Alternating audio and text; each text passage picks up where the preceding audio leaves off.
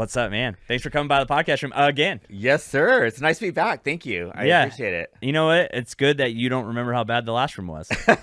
That was a time, it was during lockdown, so everything was bad, and I think it's part of a repressed memory at this point. You're just kind of zoned out. Yeah, I'm like, that was during the COVID. You don't even remember those times. Yeah, I try not to. Yeah, so what's so new with you, dude? Nothing much. Actually, it's exciting. I'm able to do this today, or this week. Our salon is actually closed because we're getting some more remodel work done. Wow. So we, because now, last time I was here, I don't even know like what staff we had or whatnot, but we've grown. Mm-hmm. So we have now 8 stylists and 3 estheticians. We offer way more services than we used to, but now because we're busier, we needed more shampoo bowls. Yeah. So we're getting that area remodeled this week. That's why it never stops, dude. No, it doesn't. You just keep growing and you keep taking advantage of the growth and just keep running with it as much as you can. The hard part is that people don't process is like keeping up with it's like now this is the standard. Yeah. Now this is the new standard that we have to keep this busy because we have built this. Yes. And now it's like you can't dial back. No. And it gets to a point where, people are like, oh, must be nice, you're making more money, blah, blah, blah. And if with any business, the more you make, the more you spend, because the more you spend is how you make more. And it's just like this circular situation, right? But I think for our salon, this is as big. I mean, because there's nowhere else to expand. Yes, unless you go move. Exactly. We'd have to move. But now after me spending the money I'm going to be spending on these shampoo bowls, the cost of a bathroom remodel, basically. I'm like feeling like, okay, we're gonna sit here pretty for a minute and just sort of like stack our coin as it goes. This show is sponsored by Resilient Real Estate Group, powered by EXP. So, you're thinking about buying and selling soon? Yes, we know you probably know a realtor, your mom's best friend's cousin's neighbor who puts her face on the local shopping cart. But you know what? Our friends at Resilient Real Estate Group have helped hundreds of thousands of people sell houses over the years, and they definitely know what they're doing based on their 5-star review on Google and Zillow. So it doesn't matter if you're looking to buy $1 million house or a fixer-upper, make sure the next time you're thinking about buying and selling real estate, you give our friends a call over at Resilient Real Estate Group. And now we're back to the show. I'm doing the opposite right now. I'm leaving this place. Okay, where are you going now? I don't know yet. Like, our lease is up this year, and I already told them it's up in October. I think I already told them we're not renewing. I think we're just gonna go downsize. We don't need this. I mean, I actually like the size of the office, but the location is unnecessary. We don't need any more. Super expensive to be here. Do you feel you could actually do this size for cheaper just somewhere else? Oh, dude, down the street. I could get down the street for half the price I pay here. So I could literally save myself $30,000. Yeah. And still have the same spacing though, which is cool. Or even bigger, maybe. Yeah. And I'm in a good spot where my salon is, so I can't really get much cheaper. Yeah. So I'm sort of not in that situation, which sort of sucks. But it's hard because it's like I spent so much money here. Yeah. I mean, it's been 5 years now. No, 6 years. So it's like the investment is like, okay, I spent about $10,000 roughly a year to build this place. Yeah. But it's like to think to keep paying $60,000 a year to have an office in downtown, it's just not feasible. Yeah, it's just not. It's just a lot of your business isn't done in location, right? No, exactly. You're over the phone. Your contracts, you're emailing, and it's hard because it's not the greatest, easiest location. And now that downtown's trying to raise parking prices, I have to say every day my staff is like, I am so glad we don't have to pay for parking here. I know, and right? Clients, because I've worked downtown before. And now I work over by the Riverside Plaza. So the salon is on Merrill. It's like, a little substreet that there's really never traffic. There's parking in front of the salon for free. Yeah. Like, I can't fight that. That's the other thing, too. If I ever want to go to a bigger or cooler location, I'm like, well, what's the parking like? Dude, that's the thing. These are the things that, you don't put in place. Like, obviously, I did really like this office, but if I could go back, I would have not came here. Yeah. Because you just don't think of you think wow, but then the logistics of it start clicking in as time goes on. You're like, even the Festival Lights, I'm super happy it's over. Yeah. Because those 6 weeks is so crazy down here. And it's hard because for some businesses, that's their the prime time. That's their prime time. The money they make during those 6 weeks covers their rent for the rest of the year, blah, blah, blah. So, and I get it, right?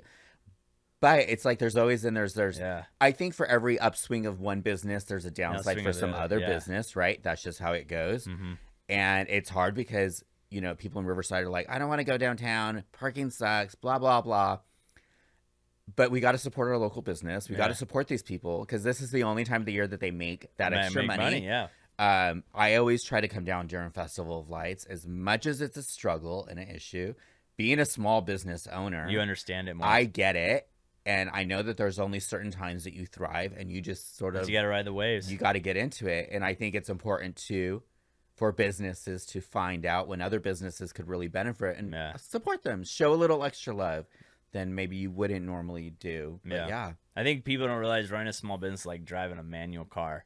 It's like sometimes you're like gassing it, sometimes you're slamming on the brakes, sometimes you're just throwing the thing in neutral and coasting. And sometimes you're just grinding to get into first gear, and it ain't going nowhere. It's like you're trying to drive up a very steep hill. And you're spinning tires, and you're just working. Yeah, and you're just like hoping, and then all of a sudden it goes, and then you're like, oh, okay, and then, and then sometimes you stall it out. Yeah, and then you're embarrassed because you're like on the hill and. If you've never driven a manual before, most kids have. I've been stuck in an intersection before. Oh, yeah? Yeah, my first vehicle was manual. And my second car was a manual. I bought it not knowing how to drive it. Oh, really? Because it was cheap. It was like $1,000 old Honda Accord hatchback. These people had it, and I was like, yeah, sure, I'll buy it. I'll figure this out.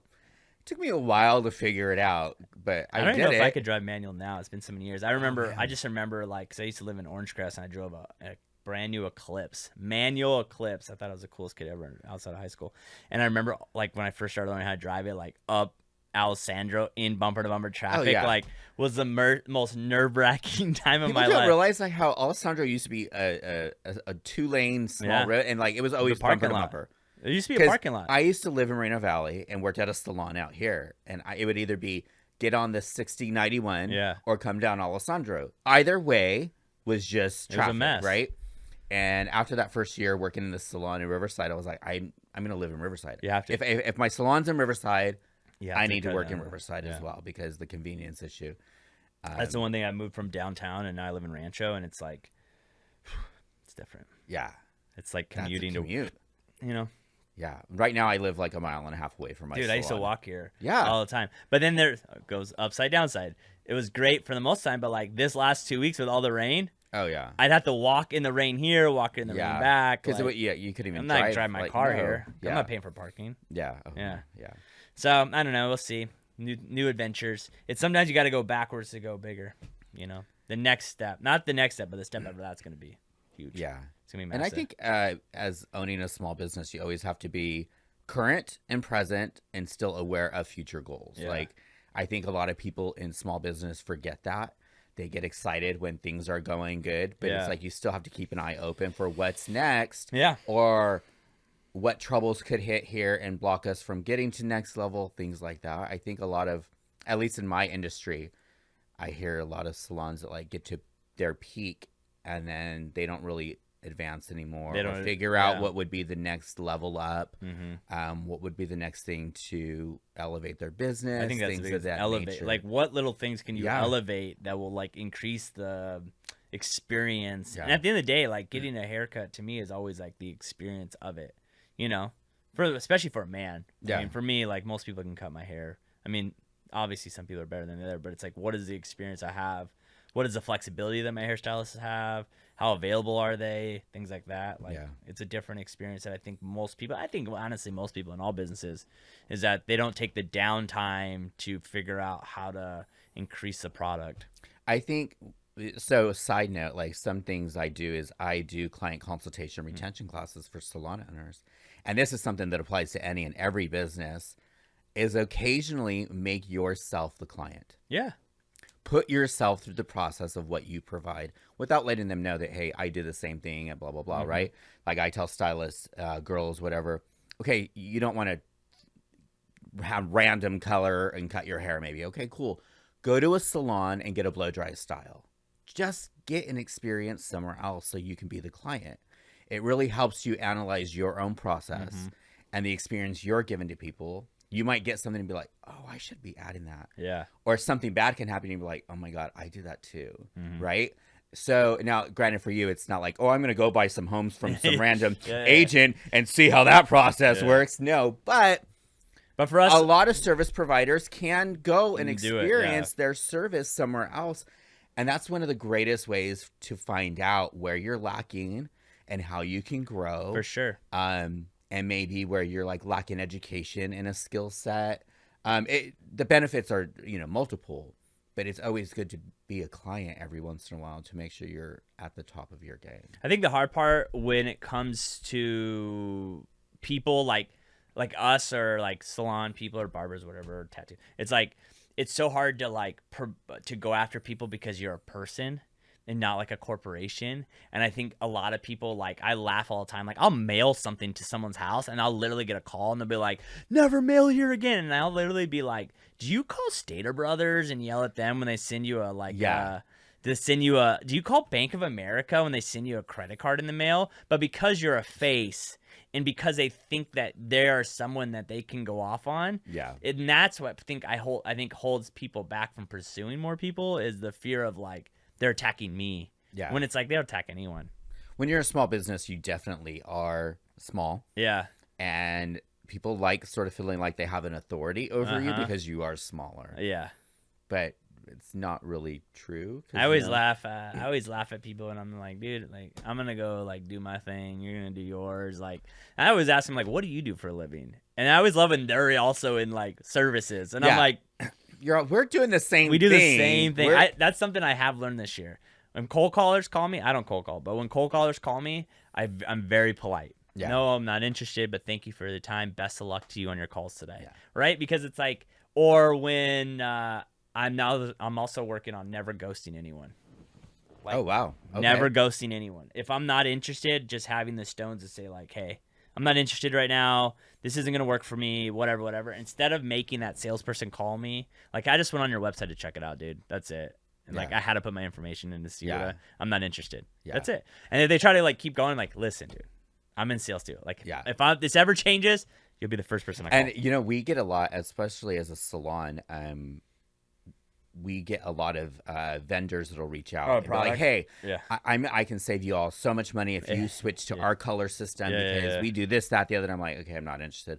We use and have certain brands for a reason, intentionally thought out reasons. We are aware of what we use and why we use it. Yeah. So they'll call out and and I'll tell them, no, we're not. Well, you know what? We'll just come and do a free class for you. Yeah. And I'm like, no. Yeah. You're wasting your time. And I'll have to say that sometimes, I would rather you call a salon that has a potential to take your product than you keep calling me. For no reason. I have no interest. Yeah.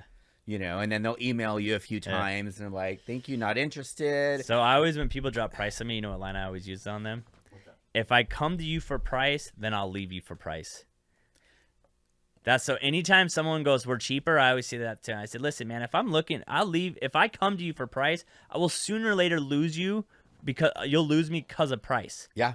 I was like, that means I don't care about product. I have a product or I have a service that's really good and it works really well for me. Until that doesn't work, then I'll go find a better product. And it's not going to matter with cost. But I always say to them, dude, if you come at me with price, you've already lost. Yeah.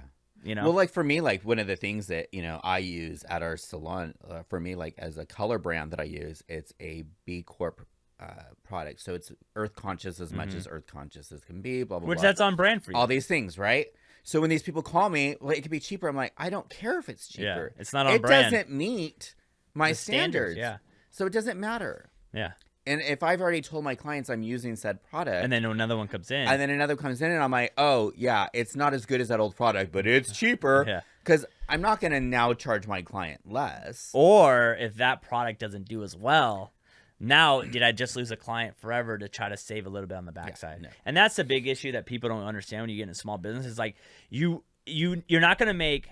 So you touch the mic too. No, see, you got these. What's funny is if I had an engineer in mind, I'd figure out a better mic stand because they all suck. Anyways, but I think that's the thing is I always let people I'm gonna make $500,000. And I'm like, okay, well you're gonna spend $300,000 to make that $500,000. I don't think people you're not gonna make $1 million a year and spend $0. No. You know what? I think any person who's wanting to start a business or even a salon person, because you're a stylist. My ex-fiance was a stylist. You're a small business. That's what you are. Just watch Shark Tank. I've been watching Shark Tank a lot lately. Yeah. And it's wow. These people are I made $1.3 million this year. Great. Well, how much did you spend in marketing? Okay, we spent $600,000. How much money did you make? Oh, we're actually negative. Yeah. That is the game. Best companies is like your spread's like 20%. Yeah.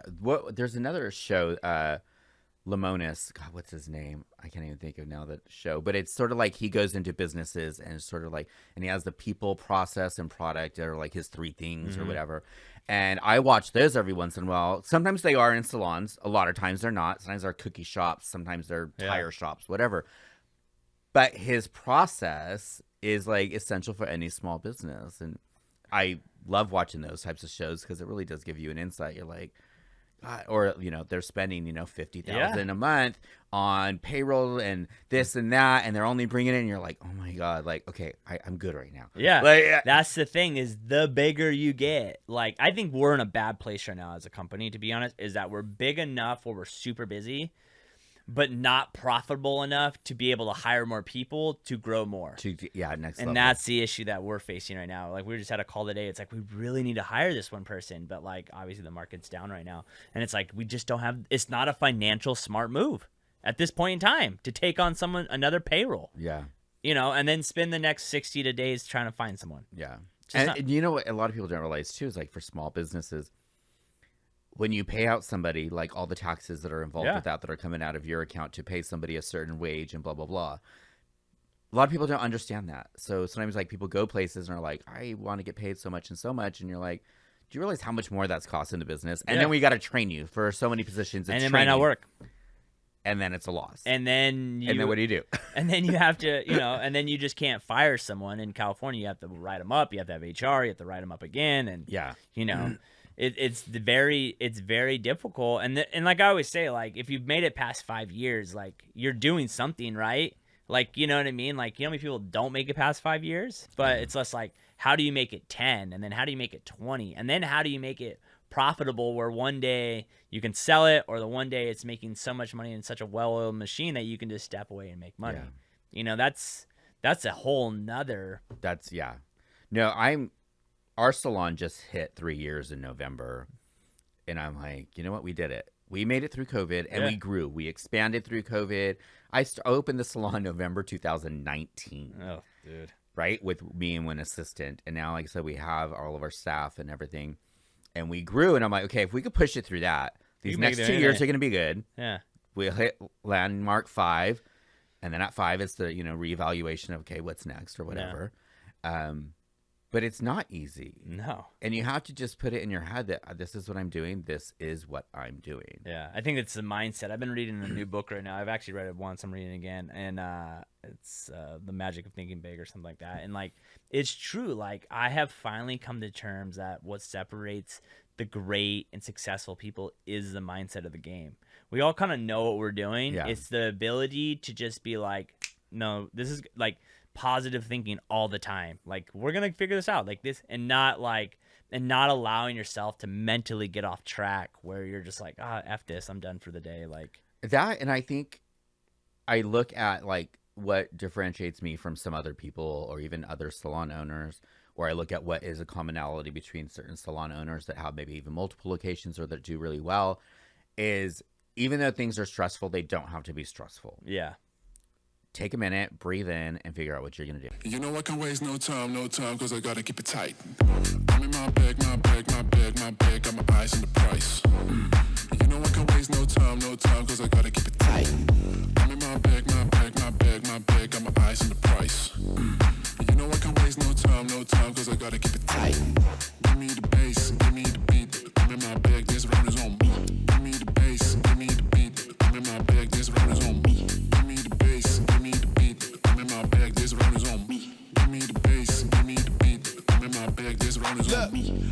Yeah, because you're gonna figure it out. Like this over-the-top reaction to everything all the time is never gonna help you. It's draining. It is that is the one thing I learned when I first started. I was so like highs and lows and highs and lows. Now it's like just trying to keep everything monotone. Like even right now, you walked in, I was on a call, and the guy was just being a jerk. I was like, dude, why are you being a jerk to me? I'm like I'm just trying to figure out how for everyone to get paid. If I don't figure this out, you don't get paid. If I don't figure this out, I don't get paid. So why are you being a jerk? Well, I'm confused what you're asking. That's why I'm calling you. I am also confused. So if you could explain it to me in a way that makes sense, then we can figure it out. And then by the end of the call, he's like, yeah, no worries, man. Like, like thanks for calling me. Appreciate you figuring this out. Yeah, no problem, dude. Like, it's just, I think that's the thing is like, what's so funny. It's like, bro, you're a salesman. Like, you suck at sales. Yeah. You suck at people There skills. should be, I was going to say the people skills are what's I'm like, so you don't even important. know. I'm like, you don't even know who I am. I could open up the world to you, and whatever product you sell, it's connected to housing. It's like, you just put a bad taste in my mouth. I don't want to work with you. Yeah. You know what I mean? So I mean, I think like the big deal is like the nice part about what you guys do is like, I mean, obviously even during COVID, even during a massive shutdown, like people always have to get their hair done. Yeah. Like that is something that like people don't process is like all the time someone has to get their hair cut. Like it never goes away. And it's amazing what it does to somebody's self-esteem. Oh, for sure. And it can't be automated. Yeah. No time in the rest of this world will there ever become a system in place anytime soon where it can automate cutting someone's hair. And the thing is, people, and especially my industry, should really take advantage of that because as things become more automated and people have less one-on-one connection, we can create that much more of an elevated experience in a salon because we are a one-on-one. Yeah. Like, that might be the only time that person actually has a conversation with somebody. But for sure. They went to the gas station, pumped their own gas. They went to Ralph's and did self-checkout. They're working remote, Zoom meetings still for some businesses, and they come in and get their hair done. That's the first time they physically spoke to anybody. Well, that it's like, day. think about, I mean, I lived in the house I've lived in since August. I think I've talked to one of my neighbors maybe twice. And my other neighbor, I don't even know what they look like. And then the neighbor across the street, he's retired, so I see him once every week or so. But like, even in your own neighborhood, you don't talk to anyone. Yeah. It's crazy. I'm lucky. I live in the Wood Streets. Yeah, so you guys. So yeah. We're all besties. You're like, hey, everyone. Yeah. Hey, I know. Hey, what's up with you? You know, like you guys vet everyone that comes in that neighborhood. Like, are you going to be cool? Yes. You know what you're getting yourself into? If not, get out. Yeah. Go to Orange Crest. It is. Oh my God. If you don't want to talk to anyone, go to Orange Crest. Exactly. It's funny because like when we do get new neighbors, you know, the other neighbors will sit out in the yard and like have their coffee on Saturday morning. Like, do you know them? Yeah. Do you know where they came from? Yeah. Did they grow up in Riverside? I know. What high school did they go to? Yeah. If they didn't what go year to, did they graduate? If they didn't go to They Poly, didn't go to they're Poly? not. They didn't go to Poly. They're not allowed here. If they did not go to Poly, you cannot live in Victoria Woods or the Wood Street. It's so funny because I didn't grow up in Riverside, but it's funny because I've lived now where I live for 18 or 19 years. Yeah. And so I've seen so many of the kids grow up and things like that. And so it's cool. I love living in a neighborhood. And then now several of those people are my clients. Yeah. You know, and it just, I like that connection. And I think a lot of industries need to latch on to the lack of connection that's happening to create that connection in their business. Again, some of my people that come in, I'm the only person they talk to that day. Yeah. Or sometimes even weeks. And I think you got to go old school now. Like I'm now doing like a lot of handwritten notes, even though my handwriting's terrible. Like I'm literally trying to take the time to like sit there and write a note that has to do with something about that person. Like, you know, like a birthday card goes out and I see that, you know, they're into comic books or something. And I'm like, oh, you know, I'll send like a $5 gift card to Starbucks, but like, enjoy this coffee the next time you're reading a comic book or whatever. Yeah. It's like those small little touches that like, as much as people, I think the biggest thing that I've had to learn is like, you're not as great as you think you are. And someone who has better personal touch will beat you, you know, like, and even in my industry, like people think it's all about doing the hair, and that's a part of the service. For sure. But it is the experience, like you said. Exactly. How do you make them feel? How do you make them feel? I have seen hairdressers that are crap hairdressers that get business, who are killing the game, but their personal skills, because people, they're just top notch, and there's nothing fake about it. Yeah. Like you're watching them and you're like, they're just naturally that sweet and kind and energetic, and the energy they give out and the actual interest they have in conversation and all those things. You're like, they're it. Yeah. They're legit it. Like I think if you can remember things that people have told you is such an important skill. Like, you know, I was on the business side, but like, you know, like when we were like there was a time we were talking about opening up a salon, and I was like, okay, perfect. You do this, and then I'm going to do like the whole back end of it. Like we're going to have like documents of like what goes on in the clients, like what new has come up on them, and like, so then they have this personal touch. Like they're, you know, like you remember what we talked about the last time we were sitting in this chair. And, you know, for most salons in this day and age, because of computers and apps and everything. Yeah, you have stuff. Like most salons run on some type of booking system. Yeah. There is a notes section. Yeah. Like if you're not taking advantage of it to some point. You need to take some notes about your clients. Yeah. You know, I'm good at remembering the most random things. So it's easier for me, but I get how it's hard for some people. But I'm also the flip side of it is some people don't necessarily want to talk a lot when they go to the salon. Yeah, you have to find your client. And we do offer silent appointments. Oh, really? So if people want to indicate to us when they book online, silent appointment, cool. That could mean because maybe they are still in an actual workforce where when they come in, they don't want to talk. Yeah. And I have clients that come in with their stacks of magazines at them. And they just don't even talk. Yeah. And I'm like, we'll do like a mini consultation. Like, hey, are we still going to touch up your blah, blah, blah, blah. Whatever you did last time was fine. Just, okay. They check out. And that's the best experience, though, for them, because that is also what they want. Yeah. So sometimes it's not just the personal experience doesn't always have to be a conversation. The personal experience is what makes that person feel the best. Agree. And that's what some people forget, too. Again, in any client situation, go be a client. Did you want to talk? Could they pick up that you wanted to talk? Yeah. Could they pick up on the fact that you were maybe in a mood or really tired? Did they give you the space to just breathe for a minute before they dove into whatever they were going to do for you? Personal experience is still personal experience. It does not always mean conversation. You have to read that person so well. And I think that is, you struggle in life if you can't read people. Yeah. Like if you don't know how to that's why I don't like calling people. I'm not the opposite of every person in my age group. You send me a text, I'll call you.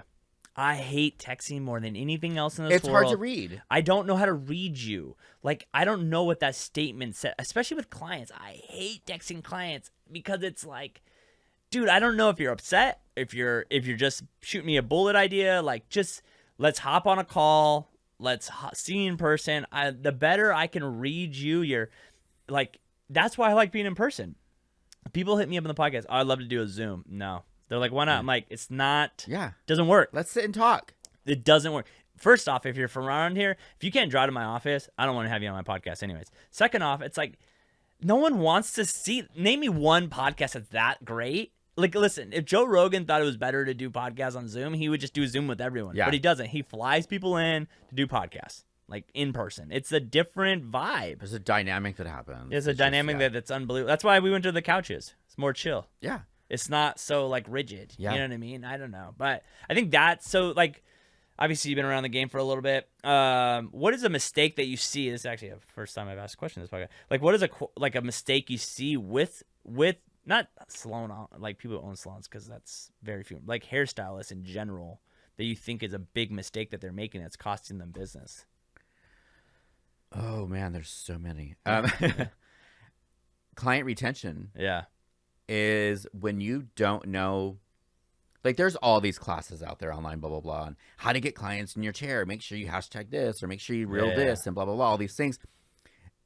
If every week and every month and every year, you're just hustling to get another client, you're losing money. Create an experience that you can retain that client. Because you want to get to a point where you might post on social media every once in a while just to let people know that you're still alive, but that it's not because you're like, okay, I need to fill my books tomorrow. Yeah. Without retention, you're going to fail as a stylist. Yeah. But I think it's all sales. It is. I literally have made a mistake. Follow up. I'm the worst. I'm the worst touching past clients in my life. Like, I literally have committed to that this year. Like, I'm like, every birthday they're going to get something for me. Every single month they're going to get something. We're going to do like movie night where we like send them like candy and popcorn and a gift card for a random movie on Amazon and be like, hey, have a movie on me this month. Like those things that I never do, right? Or like 2 weeks after closing on the house, like, how's the house doing? Is everything all right? How's this going? Like, I've never done those. In our business, again, with booking systems, there's automation for this. Yeah. You can set it up that says, okay, Adam came in 2 weeks after his appointment or 3 days after his appointment. It auto sends something that you write. You can customize it. Hey, how was your appointment? Did you have any questions about when to rebook or blah, blah, blah? Something like that creates then that conversation. Or like, how's your hair working out? Yeah. Because being in the chair and then being home is yeah. What you're going to do to it and what we do to it. Yeah. Two different experiences. Honestly, totally get it. Alan, I love you, but I think I do my hair better than you. And it's not him. It's the product that he uses, and I just use different products. Got it. Yeah. But that's funny, though. But it's the follow-up in our industry is so available now automatically. Yeah. So, like, it does take some work to figure out your system, Systems in like place. blah, blah, blah, but it is there. And here's my thing. I don't think people care about automation anymore. I mean, AI is like huge. I don't think people care that it's an auto text. No. I don't think people care anymore. Like I used to remember like when it first started, people were like, I can't believe you sent me an auto text. Like that was obviously wasn't you. And I'm like, do you really care? I don't think anyone cares anymore. Everyone knows everything's pretty automated now at this point in time, but it's the only way you can keep up. But the cool thing is like, even if it's automated, like at least in the system I use, like you can slightly, you can make it you. You can make it your voice yes, still. Exactly. Like you can still put it in your voice. Yeah. Yes, it auto send, but I still took the time to do it, and I'm still going to be here when you respond. Yeah, exactly. I think that's the thing too, is like to say that you don't do automation is just you're not trying to keep up time. And I'll tell you what, people in our space, especially, like the Amazon effect is real. Like everyone wants everything like immediately. And I'm like, dude, we're dealing with like $25,000 here. Like you're not going to have an answer in 20 minutes. Like this is going to take days. I would think in your situation, you don't want it quick, because I would feel it was rushed. Yeah. Like in my head, I'm like, okay, there's certain things I want to know they were done correctly and procedurally done and blah, blah, blah. Just take a break. The problem is let it happen. The hard part is like mostly the client, that's all they're thinking about. So they don't process like only an hour's gone by, but they've been thinking about it nonstop. Yeah. So like, and then I always love this one. Have you heard anything? Yeah, I heard like 3 hours ago. I just decided not to call you. Yeah, right. I always love that one. And for you, like if you hear anything, you're gonna let the client know, because immediately. You're trying to close the sale so you could get paid just as well. And you want to get your money. And this is what clients also don't know. And this is the same thing that you know how many people walked in to show you like a style and you're like, oh god, that's not gonna look great on you. Trust me. Or that color is just not. Well, people know like. I know a little bit, but like what people don't know is like just because you want a certain color, you might never get there. Yeah. I hope everyone realizes that. If you're a girl or a guy and you think that I want this hair color, like your hair might not pull it. Yeah. Like it might just never happen. You're right. It's genetics or whatever you want to call it. Might have weak hair. We can't bleach it out. Exactly. Your hair's going to break. And then you fry it out. Yeah. And it looks awful. Yeah. And then who's to blame? It's going to be me. Yeah, I can't follow you around and be like, tell everybody, hey, this is what they wanted. They made me do it. It's still just going to be like, oh, he went to Eugene. Right? Yeah, exactly. Right? No. Eugene effed it up. Yeah. But like even like sometimes people don't realize is like sometimes we have to slow things down or change things to protect our client because they just don't know. Like for you, it's like this is not going to go well. And so your job is to how do you like skid around it and be like, well, I know, but this might not work for you. Like, and that's what I don't think people process. Like you want to work. I think it's anything in life. You want to work with someone that has the balls to tell you like that's not going to look good or that's not going to work. Not just. And people got to understand, I'm not doing your hair because I'm protecting you. I'm protecting you. Trust me, I would like to make the money. Yes. But it would literally make me the money today and potentially cause me loss of money in the future because people will see that result. Yeah. Which will affect my income and affect my business standing, right? No, I'm good. I'd rather not do your $200 today and not lose any additional money in the future as opposed to take a few dollars from you today and then you never come back because your hair's crap. But it's crazy how society works. Like, if you like, I want my household. Me too. Yeah. Me too. I'm out like $1,000 on this house. I would love to get paid. Like, and I think that's the thing that people don't process. I don't know why. It's like, I would love to take the money from you. I need the money. I want the money. But it's like, that's not the best thing for you. Yeah. And that is a skill set that people don't realize that's the way you last. Upset people now to last longer, which is crazy to think. It's like the opposite of what everyone thinks. You're right. Sometimes you have to say no. Yeah, you have to say no. So, like, obviously, then it's crazy 3 years from you. Like, are you close to the point where you're going to stop only work on the business, not in the business? I have tried to make adjustments to my hours. So next year, I'm only behind the chair 3 to 4 days a week. Yeah. I'm trying that. Mm-hmm. I have some things in the works. I'm actually launching a new skincare line here pretty soon. We're working on that. I have some other projects going on. So I'm hoping that those things also start paying me so I can step back a little bit from behind the chair. Are you worried that it's going to like distract you too much? Or no. No. Interesting. I don't. Yeah. I love still being behind the chair. I've been doing hair 20 years now. Yeah. And I still love it. It's still a fun job. That's crazy. Yeah.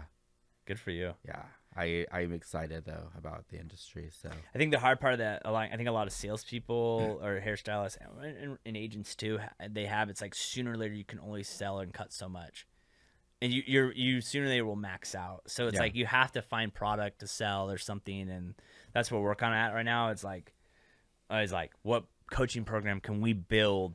Because I can sell online to anyone in the United States. Like, so we have like 4 guys right now building that out right now. It's like, dude, there's so much money in online industry. Digital education is like, it's the crap load of money. Yeah. Sadly, but I mean, the hard part, the thing what people don't understand is like, after you build the product, there's no income there. It doesn't cost you any more money. So you can sell it today. You can sell it in a year. You can sell whenever you want. There's no increase in overhead. Yeah. You know, so what's the skin line coming? Why did that start up? We started almost a year ago. It's a CBD-based skincare line. So we have one product that's launched, but we're still working on website issues and things. You know, there's always like takes forever. And I'm not computery savvy at all. So like things like that for me, they just get done when they get done because I don't know how to rush it or not because I don't know the process. Right? I'm just like, is it done yet? Yay! Okay, cool. We'll do this. And I have no idea. And that's how I have no idea how long this should take. That's the worst. And people are like, why is it not done yet? I'm like, do you know what it takes to get? Like, it takes time. Like, it takes time to do certain things. So I'm working on that, and then, you know, I do client consultation, independent coaching for salons and stylists. And when everything was shut down, nobody was obviously wanting to do classes. So I'm going to start being able to go out to salons and promote that and get that going. And then there's some potential things I can't really disclose, which sucks, but there's some potential things in this next few months that could really change things for me and my salon. That's awesome, man. Exciting, yeah. That's awesome. So have you ever thought, like you said, you were talking about like chilling a little bit. Would it ever come a point where like, F it, let's open another location? Oh, every day. That's the thought. Oh, really? Every day. Yeah. And I have people all the time that are like, hey, this salon's selling. Hey, this salon's selling. Yeah. And sometimes they're really good prices at them, but it's like, then I got to go in because I have a look. I have a brand. I have a you know. Yeah, it's been, it's been 50, 100 grand. So the concept is Luxe and Local. We carry luxury hair care. Yeah. And then local Riverside beauty brands. So anytime I look into a salon, I got to look at the layout. Does it support having retail? Because if it doesn't, then it doesn't fit my concept at all. What are the price point of the people that already work there? What kind of traffic are they getting in? So sometimes we're like, oh, this salon's only $20,000. You should buy it. And I'm like, the stations are 30 years old. Yeah, they regut the whole thing. So I'm like, it would be cheaper for me to go to an empty room and do it and yourself. Rebuild out a whole new salon. But it's always in the back of my head. Yeah. To have multiple locations. That's definitely because the concept Luxe and Local, even if I did it out of state, it's local with anywhere. Exactly. Yeah. That was part of me sort of coming up with the name was like, the name was intentional to the potential of growth. Moving other places. Or franchise it one day. Yes, exactly. Yeah. I think that's the thing too, is like after, you know, like I have a lot of people in here and they're like, oh, my dad started the business and and it's like crazy. I'm like, why would you, like, I never understand kids that have family members that have like, their parents have built a business. It's like, why not take it over? They've already gone through the hiccups of like figuring out how to get it to work. It's running. Take it over. Yeah. The hard part is the first 5 to 10 years. Like, if you can get through that and get all the systems in place, like, that's the big thing we're using this downtime. It's like, we built salt so quickly and we took on so much, and there's so many mistakes I made that if I could go back, I would change. But it's like all these little holes that it's like, now that real estate has slowed down for the first time in my career, it's like, okay, all these holes, we have all this free time. Let's fix this before the next run. Yeah. You know what I mean? It's like, maybe we do need to build a better process between escrows, and not like how we handle an escrow, but okay, cool, we've done that. Now, how do we make the experience better for the client? Like, do we drop off gifts at their house? Like, I think everything comes back to like expectation and expressing real time expectations. Exactly. So for like you guys, I think if you tell somebody an escrow takes 50 days, it's gonna be 50 days. It's gonna be 50 days, yeah. As opposed to it's that, what is that? Under promise, over deliver type thing. Yeah. You know, for every industry, it's for the every same industry. thing. You know, it's like I can't tell a client that today their hair is going to be platinum. Hey, this might take 2 or 3 appointments. Blah blah blah. These are the goals. And then, do you want to go through that process? Do you want to go through that and spend the money? Yeah. Yes. Okay, let's start it. Yeah. Right. But I think in any industry, any business, when you aren't honest with the client.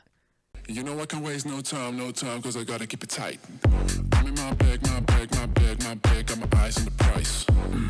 You know I can waste no time, cause I gotta keep it tight. I'm in my bag, got my eyes on the price. You know I can waste no time, cause I gotta keep it tight. Give me the bass, give me the beat. I'm in my bag, this round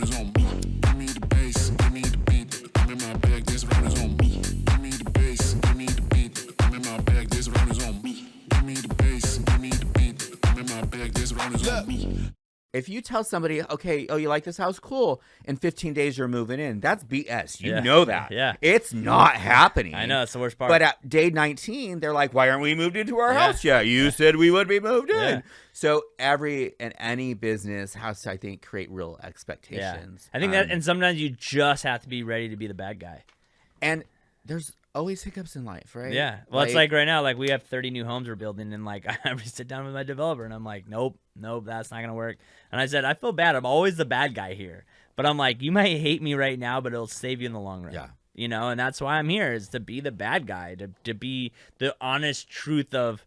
And I think that's the thing, is like I said earlier, is like we're just there to protect our clients because they don't know what they don't know, and that's not their fault, but we have to protect them from themselves, and that what makes you really good. Is when you can protect people and they still like you afterwards. Yeah. You know what I mean? So, well, that's exciting on the skin product. Yeah. I'm excited. Just like a lot of the things that I do, though, I've been able to help like teach my staff too. So I feel like they're also along like the same path of like. Has it been hard to find and keep the right people in there for culture?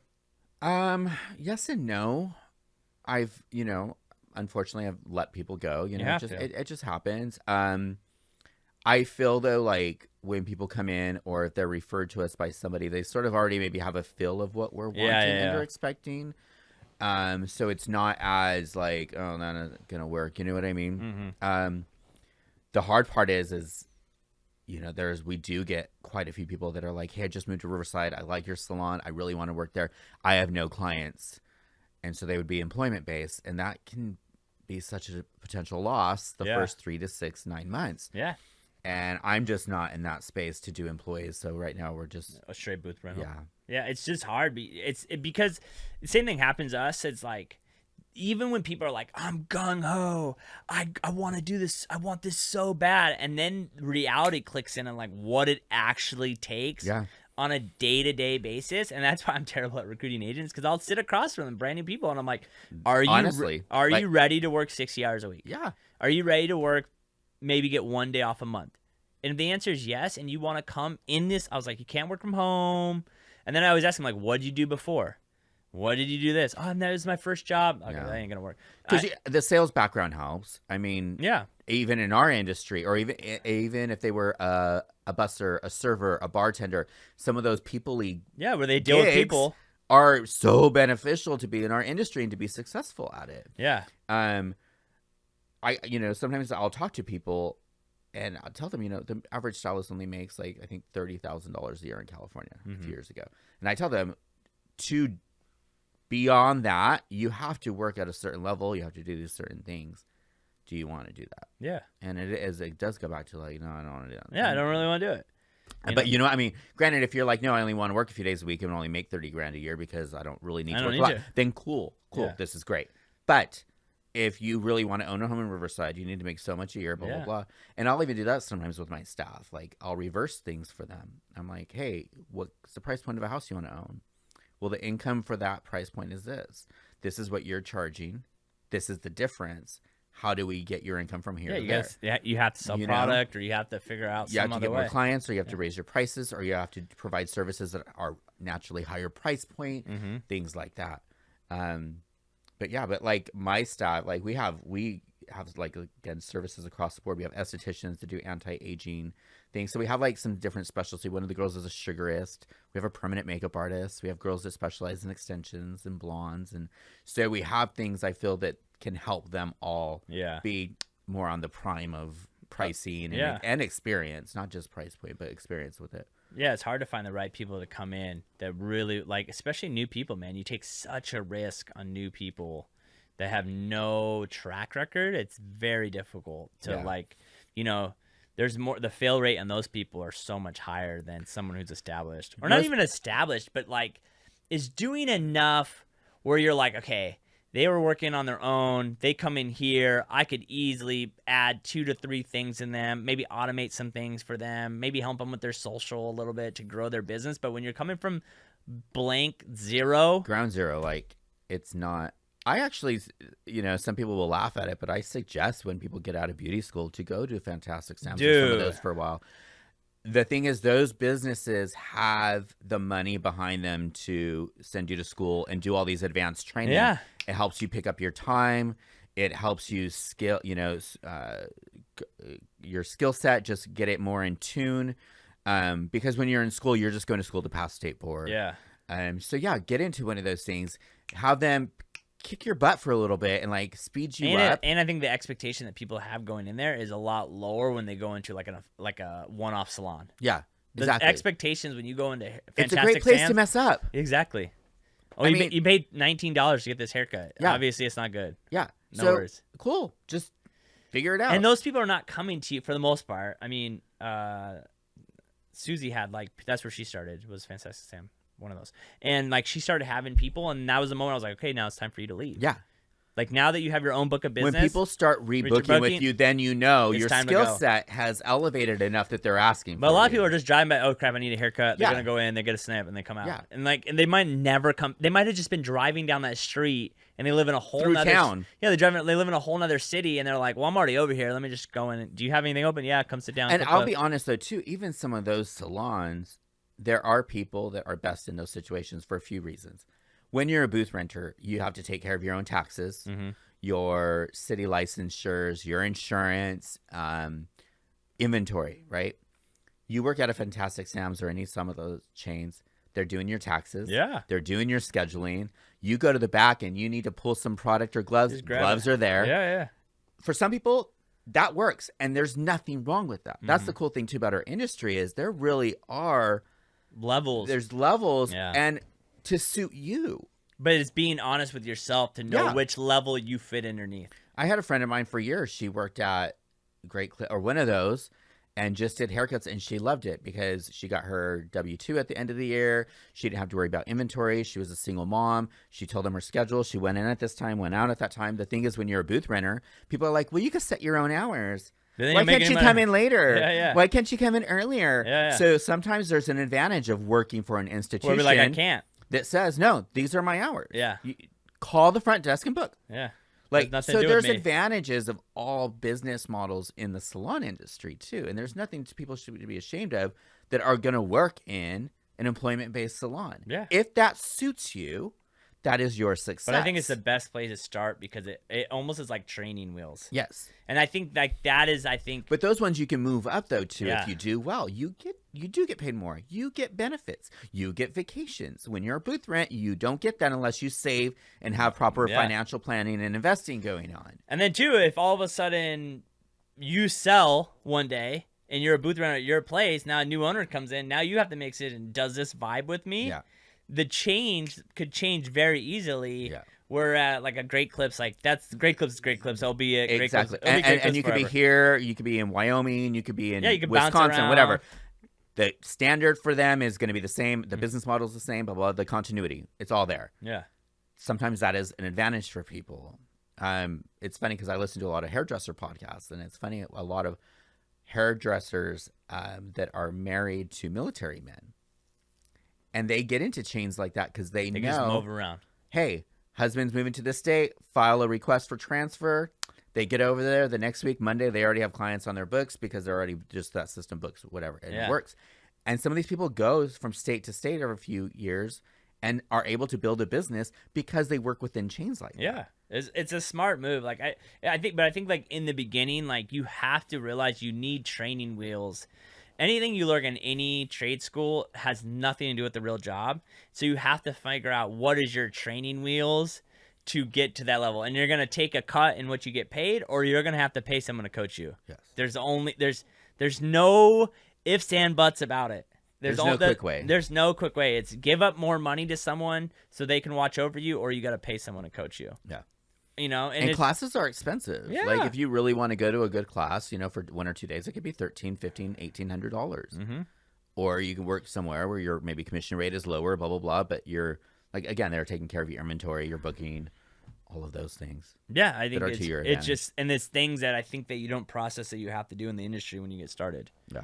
I think that's what I never understand with all schooling, especially in our two industries, because the ones I know is that everything is just to pass the state boards and the state tests, but then nothing to truly prepare you for the actual industry. Like holding taxes out. Like, hey, listen, if you go work here, you're a 1099 employee. This is what, like, they don't tell you any of this, or like you have to have certain insurance. Yeah. Because if you get sued, you know what I mean? It's mind blowing that they don't do those kind of things. When I went to RCC to get my instructor's license, I would also often talk to the director, like, why don't we have a financial class? Even just a basic, like, taxes, insurance license, just one Monday a month type of thing, you know? Well, that's not curriculum. Exactly. It's not on the state board exam. I'm like, cool. And then we wonder why so many hairdressers fail. Well, like, that's my argument. Why would you want to put people in a field that you're giving them no support? Mm-hmm. Why? I always laugh. Like for us, we have I think 87% fail rate in the first year, the first 3 years, whatever the numbers are. And I'm like, when are we gonna start realizing this obviously is not working? Like it's an 87% fail rate or out of the industry in the first 3 years. Like everyone is not doing it right. If that's our numbers, our industry is probably just as bad. I want to say like it's from like year 3 to 5. Like only 10% of the people that are in the industry are from one who started school. So from people who start school to make it to the 3 to 5 year mark is only like 10%. I wonder why that is. They don't really prepare you, number one. Number two, I think a lot of people think the industry is a lot easier. Mm-hmm. Being self-employed is not easy. Well, and I think you are still starting your own business. And I don't think people realize that. And I don't think people realize everyone you personally know already has someone. So you have to realize, are they going to take a flyer on your friend to cut their hair before an important event in their life and take it away from someone they trust and already know that's going to do a good job?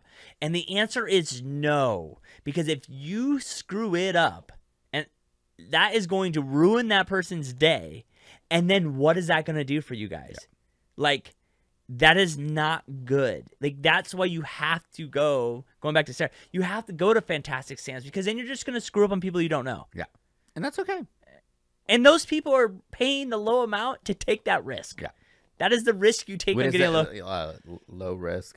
It's just low price is big risk. Yeah. High price is low risk. I mean, that's the thing is like you are, when you go, anyone who gets their haircut anyway, you have no idea how long a person's been a stylist. You have no idea their true experience. So when you pay $19.99 to get a haircut, you can't be upset if it's messed up. You can't. Sorry. When I pay $60 or something like that, I don't even know what I pay. I mean, it's just crazy to me that people think it's such a easy. I think it's flooded. I think it's super flooded. Our industry is flooded. That is for sure. Do you think Instagram, you've been around for 20 years now. Do you think Instagram and social media has increased that? Yes. Where people just see like, oh my God. People are seeing that, Susie Q does hair and she charges $150 an hour, not realizing Susie Q's been doing hair for 12 to 15 years. And then that $150, she's not getting all of it. Hello, let's break that down. Yeah, you charge $150. You're not getting $150. Yeah. You're spending so much on product. You're spending so much on your booth rent. You're spending so much on advertising, insurance, taxes, equipment, blow dryers, capes, foils. And your blow dryers the blow dryers are not the cheap ones you get at Target. You know what I mean? No. They're very expensive. Yeah, they're $200 to $300 for blow dryers. I have 2 pairs of shears that are over $1,000 each. And most of us have multiple pairs of shears, and then and you can't go cheap on clippers. No, you go cheap on clippers, they pull, they hurt. You got to go super expensive on clippers, and then you're getting your shears sharpened every so often. There's just so people see. Like, that's why we like talking. See Instagram, but they do. They see Instagram. They see people charging these rates. They see people living these lives of traveling around, blah blah blah, and it's very few people get to that place. And not that they cannot get to that place. It takes years. It's just it does take time. And you don't know what the benefit, you don't know what they have other than their lives. Exactly. Like I'll laugh at people in our industry that like they look like they're balling out. And what you don't realize, it's like they do really no business, but their significant other makes a lot of money doing something else. So they're just living off that lifestyle. But you think they're crushing it in real estate because you see them on vacation all the time. But you don't know who paid for vacation. You don't know who's paying for the vacation. You know what I mean? Or who's paying for the car, or the clothes, or I always wonder. It's like a negative thing I think we do in any small business is that you can't. I don't know about me, but it's hard to admit your losses on Instagram because you don't want people to think you suck at your job and it might cost you business. But then we put this floatness of like how easy everything is. It's like I always love that. I'm like, I laugh like when you see photos of like people holding keys to a house and then like the day before it's like no one knows if they're gonna close and it's a big freak out and everyone's going crazy and the renter's not out and then they left stuff in the house and all these things that no one knows about. But then you see that one photo of them holding keys and you're like, and then maybe the next day the water heater breaks. You know what I mean? Yeah. But then it gives a falseness of like what buying or a house is, or when you try to pull a color that doesn't pull. No one posts that photo like, hey, we wanted this color and this one came out. Yeah. No, you know? You're right. I don't know why we well, do you think it's the fear of like losing business or the fear? Oh, for sure. It's the fear though too that you don't know what you're doing. Exactly. The lack of that guy doesn't know anything. Yeah. The lack of education, lack of skill set or whatever. But the reality is that, like I said, there's always hiccups in our industry. Sometimes clients don't tell us the truth about what's in their hair. Oh, yeah. So, you go to bleach them, you go to highlight, you go to color, and you're like, what is this? Oh, that color rinsed out. I'm like, no, it didn't. Just because you can't really see it, it's still in there. Like certain things, I tell people that have hair anywhere beyond their shoulder length is the ends of that hair is about 3 to 5 years old. So when I ask you, what have you done to your hair? I mean, 5 years ago, what did you do to your hair? And if you're not getting that clip, then, if you're not getting you got to get your ends clipped. Yeah. And if you're not getting cut, like all that color, whatever you did that one night when you were drunk, like it's still in there, girl. during COVID, pulling a box from Walmart. Yeah. And so like when you go to like highlight and they want these new looks or whatever, you're like, oh girl, like we're limited. Yeah. And that's hard too, telling clients, or they want to know, hey, if I come in at 12, can I leave at 1:30 or 2, blah, blah, blah. And I'm like, well, with what you want, it's a process. I don't want to rush it. I want to make sure your hair stays healthy, whatever the case. And they're like, oh, well, my last girl was always able to do it in 2 hours. And I'm like, well, I don't know what she was doing. I'm not going to risk your hair. Yeah. You know what I mean? But it goes back to like just being professional and setting a little bit lower expectations, overachieving if you can. Cool, awesome.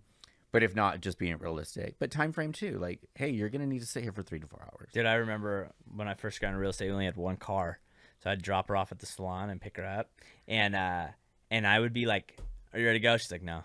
I'm like, why? She's like, it's not pulling right. Yeah. And I would sit in the car for an hour. And you'd be like, well, how much longer? We don't know. Yeah, we don't know. We don't know. Well, what am I supposed to do? I don't know. Sit in the car. Know. Yeah, because like, we don't know. And I would sit there and watch video. And this is like 2015, where like, iPhones weren't the greatest. You know what I mean? Like people nowadays, they don't realize that was like iPhone 6 at the time. The phone was like this big. You know what I mean? But that's the thing is like, that's just, so it's like, I always love, like, it's always interesting to me when I talk to girls that do this. And I'm like, you know nothing what's going on with your hair, do you? You don't realize, like, you're not going to get that. Like, the odds of you getting that is very unlikely. And it's going to take months. And then you're going to fry your hair. Yeah. And then was it really worth to go blonde or platinum or white or... Oh, yeah. I get girls all the time that have really dark hair, especially I feel like after COVID, because they let their hair grow out through that whole time. And then they come in and they've got like these massive roots and they're like, I want to change. And you're like, girl, this isn't a retouch appointment. Like this is like a redo appointment. There's a few differences, that's the hard part too. Sometimes is because clients don't always know what they want. Yeah. Which now via Instagram or even just texting, like if a client hits me up and they're like, hey, I'm trying to book an appointment. What should I book it as? I'm like, I need a few pictures of what your hair looks like inside and outside. Because the sun doesn't lie to me. It gives me a few more visuals that I need. And then what you want.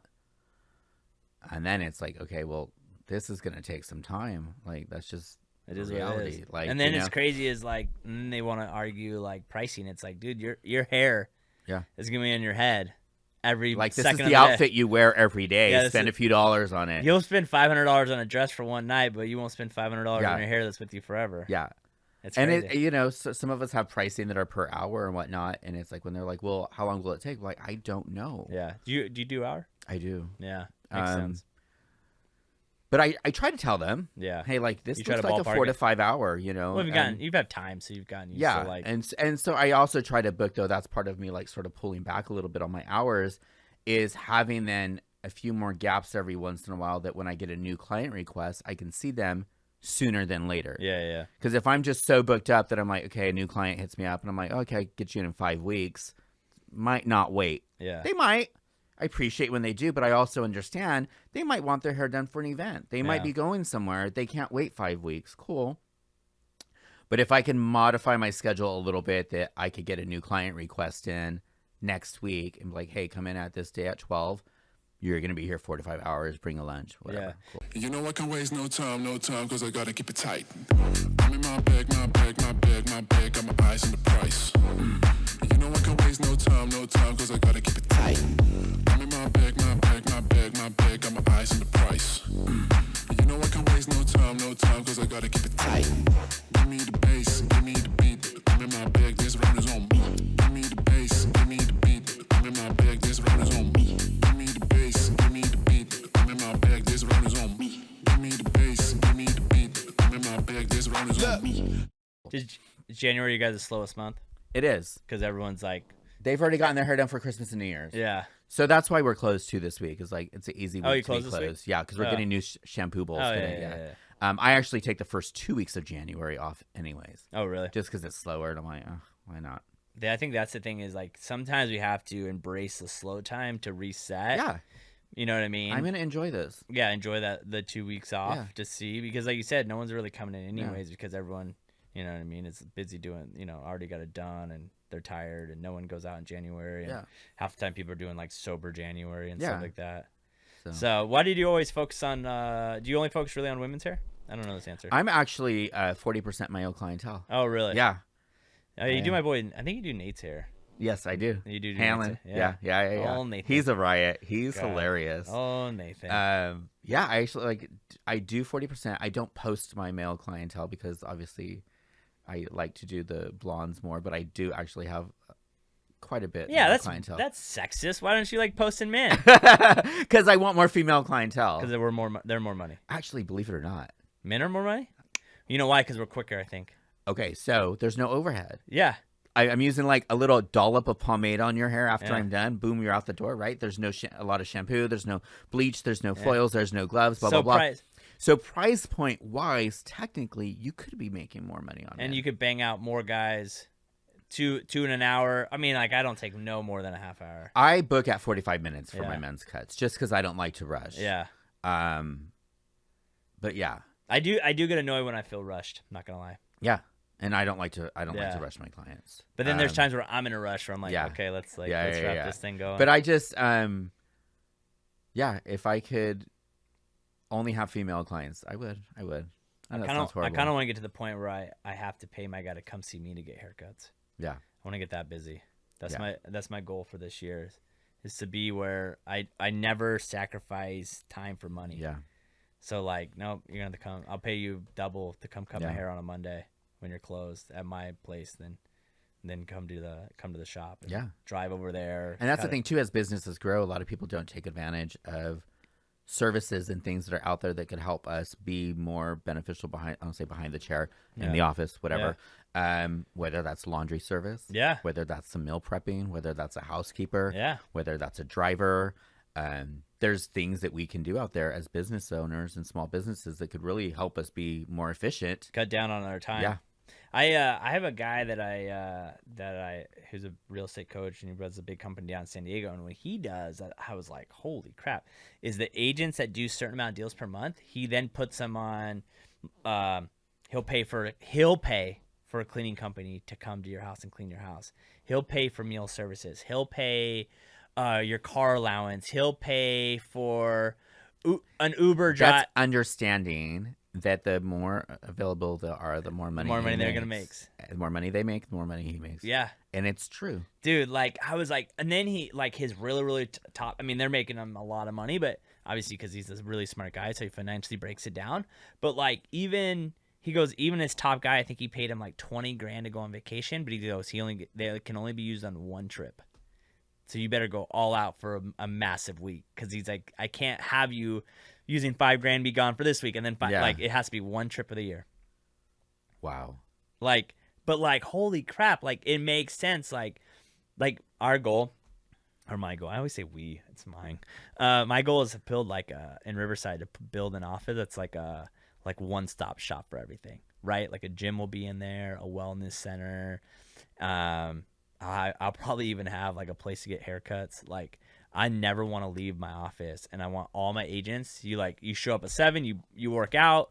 We have a trainer there for you. You work out. You have a kitchen there. You eat. You shower. You go to work. Yeah. You know what I mean? Like a place where people can hang out after work. You know, golf simulators, fun things to do. You're bringing your clients. You'd rather come hang out there than go somewhere else. Yes. Like that is the goal. Like, oh, you'd rather just come to this gym and work out here. Cool. Well, you're now at the office, so you can shower. And it cuts down on the time that you will take to go to another gym, shower, go back home, come back. Like you'll literally come here, shower, boom. You'll be at the office faster and there more time to be more productive. And the thing is, less driving around is less stressful. Oh my God, I hate driving so much. Yeah. Like now that I live in Rancho, my girl knows. Like I'll be times where I'll sit in this office, I'll check Waze, and I'm like, I'm not leaving yet. Like I'm not gonna go sit in 45 minutes traffic. I'd rather sit here and play on my phone. And then I'd rather hop on the freeway at 7 and hit no traffic and be straight strop. So, so that's our next goal. That's what I was saying. We're getting rid of this place to save money to build the big warehouse, like 8,000 square feet. That'd be awesome. And like multiple studios. Yeah. So then like our clients randomly, like a lot of clients hit me up and they're like, or people like business owners are like, I really wish I could do a podcast, but like I don't have the space, or I don't have the money or whatever. So I want to have like a neutral podcast room, like nothing like this on the walls. And then they could come in and use it for free. So then more people are in our space, like in our little, how do we provide more service than just buying and selling homes? Yeah. And that's like the main thing that I keep focusing on is like, what can we do to provide so much and bring such an offer that people are dumb to say no to it? That's why I've made the transition on clients. Like my clients, I want all to be small business owners because then they'll understand why we're doing what we're doing. Yeah. You know what I mean? They understand the little nuances. And it's funny that you say that because some of my clients that are all small business owners, or like even like Nathan, like we get to talk, and it's funny how so many small businesses are the same. They're all the same. They're all the same. So sometimes it's nice to have clients that are also small business owners and just get to like chit chat with them because that connective. It's just an understanding of each other that's just different. You know what I mean? So I think that's like the biggest thing possible for that is just to like be on the same page that now understands a little bit easier. Yeah. So, well, I'm excited, man, to see everything you've grown in 3 years. Yeah. I got a skincare line coming out, and then some big news. I'll be watching your Instagram to see if it drops. Do you still do a lot with the nonprofit? Yeah, so I have Hugs Not Hammers, where we raise funds for suicide awareness and prevention organizations. So that's going good. We actually just had a campaign called Start Love recently. Okay. And so that's going good. That's the other reason for the warehouse, too. So people like you be able to throw events at our place for free. Yeah. And we'll have this big open area that you could do like, hey, we want to do a fundraiser. Can we host it at your place? Yeah, no problem. Yeah. That'd be awesome. That's the next goal. So cool. I think that's like next level. And if it's just a fun place for me to hang out, then that's all I care about. There you go. Yeah. So thanks, man. No worries. Thank you, Adam. I appreciate it. Keep an eye out for his skincare. If you're looking for a new hairstylist, hit my boy up. Keep an eye out looking for some big news. And I'm excited to see you grow, man. I think the idea of like I want to leave on this that you've been doing it 20 years. Yes. And so if you're new out there, realize it just takes time. I'm going to say this, get a mentor. Oh, 100%. Like you should go work for someone. I should have said that when we talked about mistakes. Mistake is not having a mentor. Oh my God, dude. If I could go back. Oh, yes. If I could go back, I have made so many mistakes that I could have learned so much faster and cost me so much I'm going to say money. this. I'm 20 years in, and there are still people that I call like, hey, I have a question. That's the thing. You never stop asking the elders. You cannot, like, I think the biggest mistakes every small business owner makes that fails, or real estate agent or hairstylist or whatever, is that they think they can do it on their own. They think they don't want to ask any questions. They think all these things. You cannot. It is impossible. Anyone you've ever seen has had someone help them get there somehow or another. Yes. Financially, whatever. I don't care who you are. No one is self-made. Nobody. Someone was always there to help them and answer questions. Like, you just have to be okay to freaking ask the questions. But this is the caveat to that question, is if you're asking someone who's super busy a question and you want their time, you better bring something to the table that they actually need. And that's why people get blown off, is even having it. People slide in my DMs, how do you do XYZ? I'm sorry, dude, but you don't work for me. Go ask your broker. If you want to come work for me, then that's I will help you. I will help you. Yeah. Or I charge $500 for an hour call. Pick one. $500 for an hour call. That's how much, if you break down per hour, that I feel like I would need to stop my day to handle this for you. And if you don't want to pay that, then best of luck to you, because I know guys that people pay $1,000 a month for a 20-minute call. Yeah. Like that. So that's the thing. If you want a mentor, you got to work for the person or pay them or bring something to the table that they cannot do on their own. And that's the way to do it. But if you think you're going to do this all on your own, good luck. Yeah. A big analogy I've been using for a lot of people, and I love how I always try to wrap these things up and they never ends, is sports teams. I did a talk in San Jose a month ago now. Someone paid me to fly up there to talk and fly back. And that was my big talk. It was okay, you guys care about the Lakers. And you care who the coach is because they're costing you the team and who the players are. No. And you're like, trade that guy, fire him, whatever. That guy sucks. But then you look at your life and you're allowing crappy players around you all the time. You're working at a salon that's not helping you. You're not growing, but you're like, I like it here. But then you're upset that your income is not going up. Yeah. Treat your life just like you would want whatever team you play or you watch, follow, yeah. You follow, treat them the same way. If you think, hey, we should fire the manager or the coach because he sucks, then maybe look at your life and go, who's coaching me right now? Who is my leader? This guy sucks, or I'm not making any money, or I'm not happy where I'm at. Have the balls to fire him. Yeah. Or these aren't perfect example. The decision that small business is the product for you, it's your product. Probably you have a product rep, right? Mm-hmm. Yeah, your product rep isn't doing their job. They're not providing the product. That's not getting you where you want. That's the time you go find someone else. When you have to, it mind blows me. Where I'm like, dude, you're not happy where you're at. You're not happy where you're at. You're not making any money. You're not doing this. You're not doing that. People don't want to make decisions because it makes them responsibility for the outcome. Exactly. It's easier to negate and say, hey, it's their fault, than, oh, I just didn't grow up enough to make this decision to put me in a better place. And then when you leave, hard. It is hard. I've had to leave salon situations. I've had to do those. You have things. to leave. I'm telling you. In our industry, you should lose 30% of your agents every single year, probably, right? And if you're an agent, if you are maxed out where you're at, and you want to grow more, you have to leave. If someone wants to become a great hairstylist, you're not going to get that at Fantastic Sam's. That might have been a stepping point for you. But if you really want to become great at it, you're going to have to go work around other great hairstylists. And if you ever want to be a salon owner, the fact is you're going to have to work in a salon and you're going to have to leave one day. Yes. And I'm okay. I tell my team all the time. We had our staff meeting a few months ago, and I said, I hope 5 years from now, this isn't my staff meeting. Yeah. For the reason, I hope all of you guys elevate to whatever level you want to. Mm-hmm. Now, if you still being behind the chair is 5 years and you love your life and your schedule and your money, cool, I'm glad to have you here. Mm-hmm. But in so many ways, I also don't want to have you here. I want to have you be an educator for extensions. Yeah. Or you're teaching skincare classes, or you're launching a product, or you're an educator, or whatever. Yeah. Or it's you can't think that I want to do all these things one day, but then the person you work for doesn't do any of those things. You're not going to have the person that you can see, because what also people I don't think realize is you can have an hour coaching call.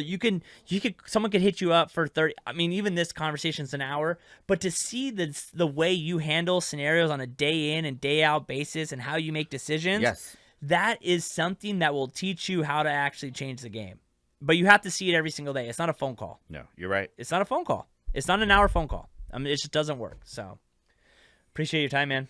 Well, bud, I appreciate it. Hey, dude. Thank you. Super pumped for you. Whenever. I'll be back. You tell me when. Hey, dude. Hey, for you too. Well, why don't we do this? Why don't we have you back on? Because this will drop in maybe 3 weeks. Why don't we have you back on when your big announcement drops? Okay. Let's do that. I will. So you call me and go, hey, big announcement. Yes. Got it. Awesome. And be like, you're on. Cool. All right. Guys, make sure you go follow him on Instagram. Go check him Later. out. He's doing so many great things in Riverside. Go support local businesses. Until next time. Peace.